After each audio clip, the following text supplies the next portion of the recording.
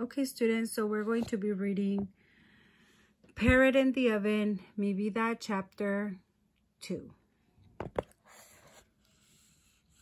Rico's Pool Hall. Rico's pool hall was Dad's favorite spot in the whole world. Among four pool tables made of solid wood, cobwebs of smoke drifting to the ceiling, the air smelling hearty of varnished wood, filled sweat, beer, and farts. He breathed easy. All day he talked to his buddies about Mexico and about schemes for making money and escaping back to Mexico. Although some of the men there were born in the United States, kids weren't allowed in the pool hall. But Rico let me stay sometimes while waiting for Dad. I would sit on the stool at the far end of the bar watching guys lean against pool cues, smoke, and cuss one another out.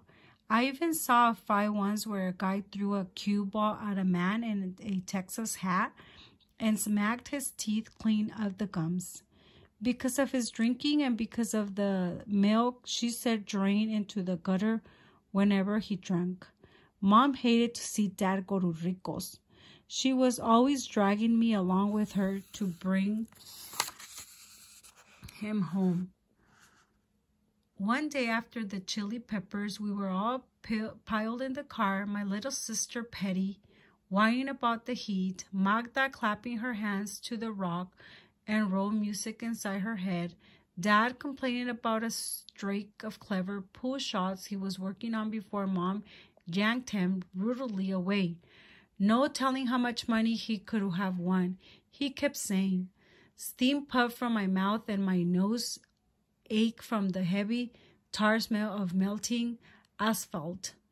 That's when I did a stupid thing. I put my arm on the car door and shouted, "Damn it!" as I jerked from the searing metal. Sitting in the front seat, Mom heard me, and before I could plead excuses, she reached over her shoulder and smacked me one on the mouth. There were certain rules that needed no part of a brain's labor for Mom to smack me one.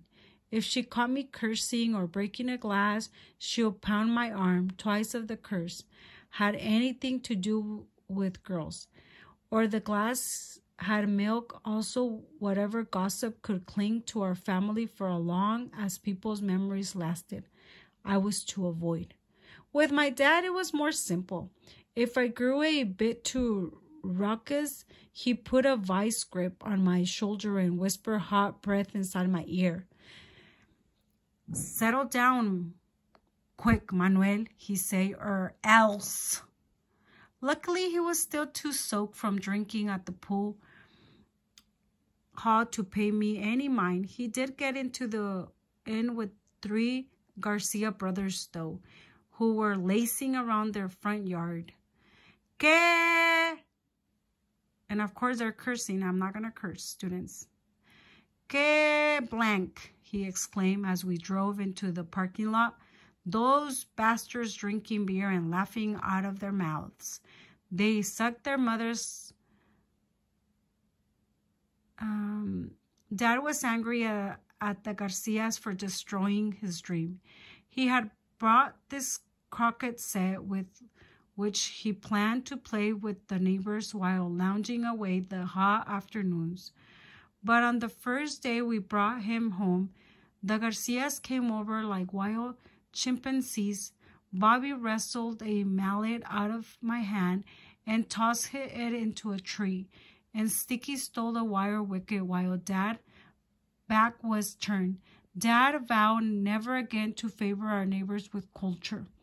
I slung my chin low while Dad slowed the car and gazed acidly at the Garcias. They pretended this big idiot smile since seeing them act so disrespectful. Dad yelled out the window, Where's your girlfriends? Did you send them off to work for you?" This Riley, Bobby, and Stinky, who were old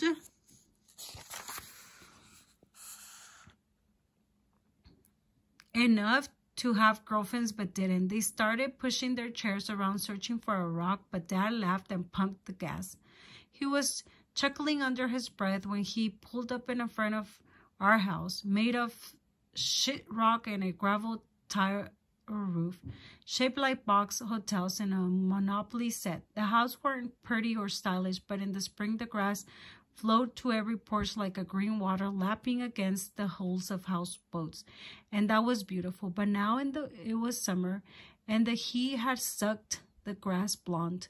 Dad seemed to like his clever jokes, so I figured the next best thing for him was to start in about the welfare, and sure enough, he fired his 2 cents into that one. Actually, Mom started him off. So I shouted, blame Dad, totally. She mentioned how some men from the projects were earning money from jobs the welfare gave them. She seen them coming home with metal lounge pails and shirts flagging out their pants. But you know how that welfare is, Dad said. They want to know everything. A social worker comes over acting like we're criminals. Then the whole neighborhood knows we're getting welfare. He looked dazed. Dad did. Like if you tapped him on the shoulder, he'll bolt off running down the streets. Mom just pursed her lips. She knew he was just grouping for something to complain about. Besides, half of the projects were already getting welfare, and the other half were trying to get on. This didn't stop Dad, though. And students' welfare, that's CalWorks, and that's like he's saying that there's a social worker that comes and investigates all your earnings, and if you qualified according to the regulations, they'll provide you with money. That's what it is, welfare. Okay, let's continue. They'll make a copy of my driver license. Rebecca, he insisted, and it will stay in their files. After grinding his fingers about 50 times in the air, he added, besides, I have never done anything in my whole life that will make me beg. Would you rather let the kids starve? Mom asked, indignant and, as usual, making a tone of sense. This reddened Dad's face more than the beer had already, but even knew those canned meats and yellow bricks of butter the welfare gave away wouldn't be half bad. But it was no use. Dad believed Weasley guys already owned the world, and anything you would do to get over and them was useless. He believed people were like money. If you were $1 million person, you had a grip on things. A big house maybe, and a crowd of suckers you could push around.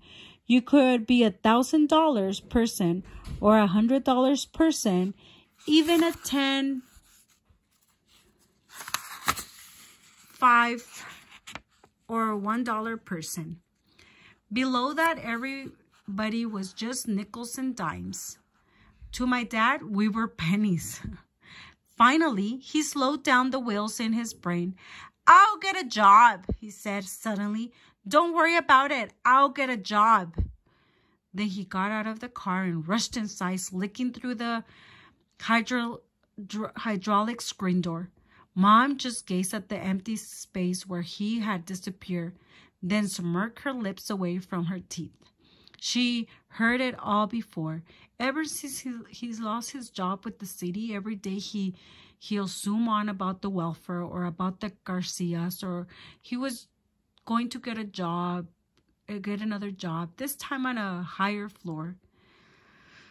I always wonder why he got so tossed around by things we had roughened his voice and tire himself out of complaint. Mom was more quiet. Whenever she worried about something, she would bite her nails and look up at the sky, not like she was staring at the clouds.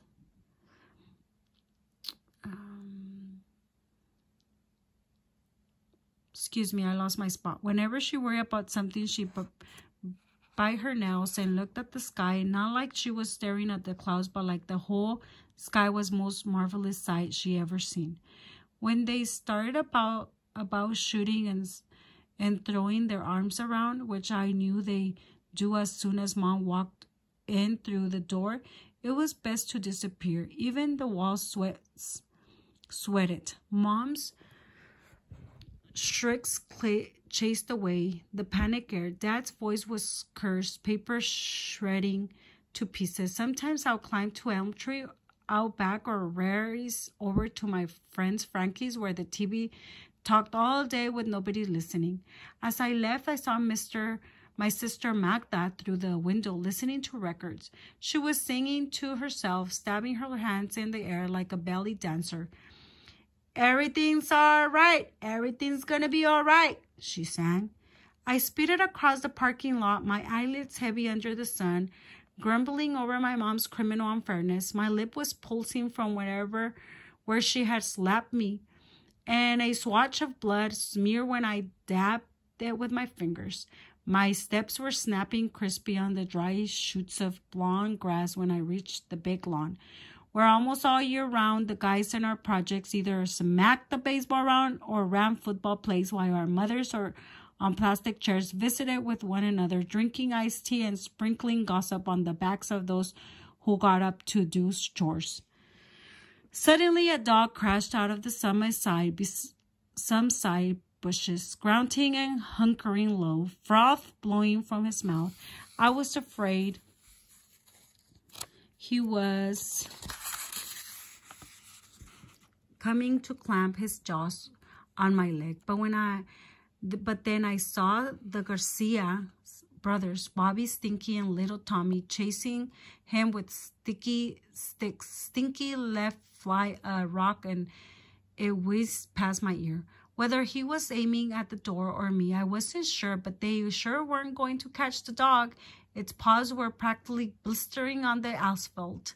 The Garcia slowed down to the trot and veered toward me. Stinky, who was sweating enough to drip drops on the ground, was wearing a dingy gray t-shirt and jeans that looked as if they'd been scraped with rocks. Little Tommy had on a yellow play shirt.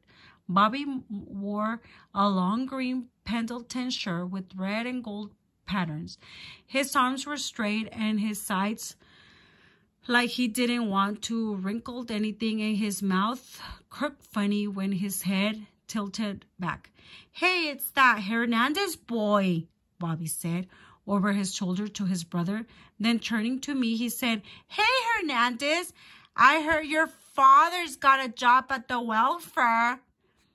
I didn't bother denying it. Nothing anybody said could sink in with the Garcias.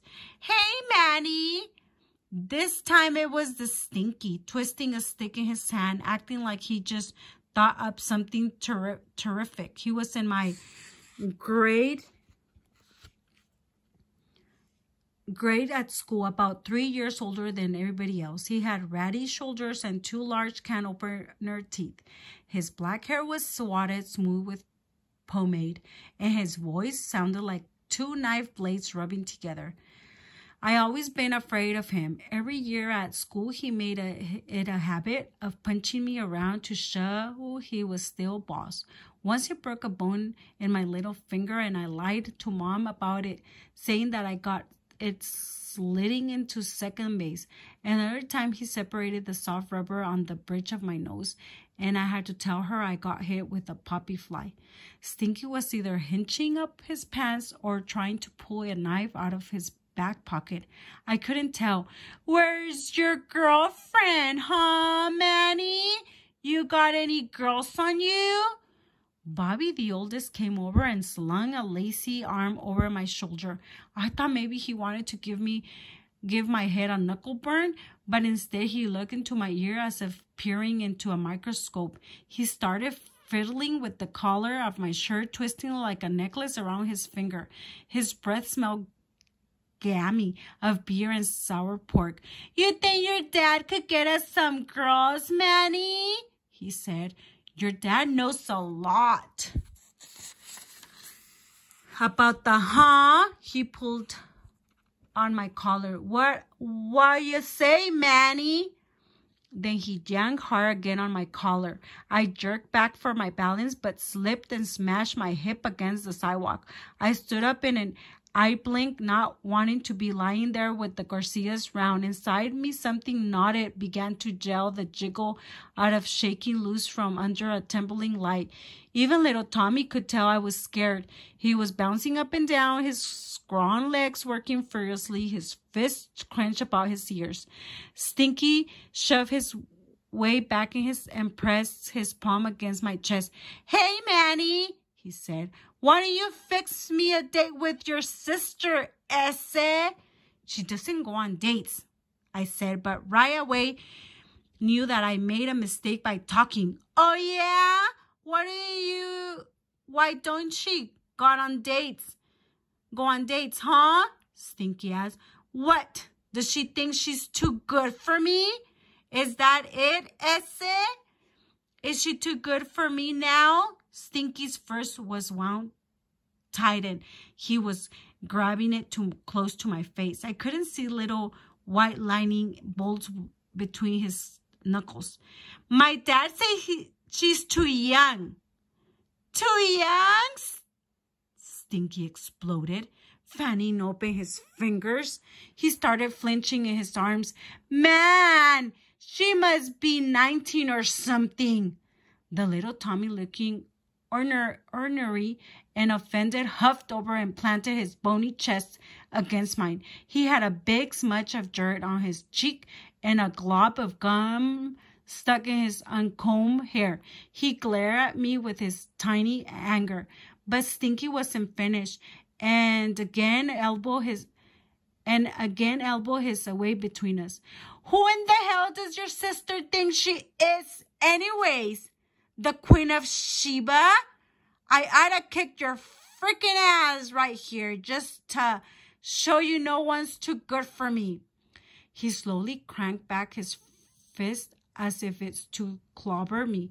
But then Bobby, who looked sleepy like someone had poured caru syrup over his face, shoved him away.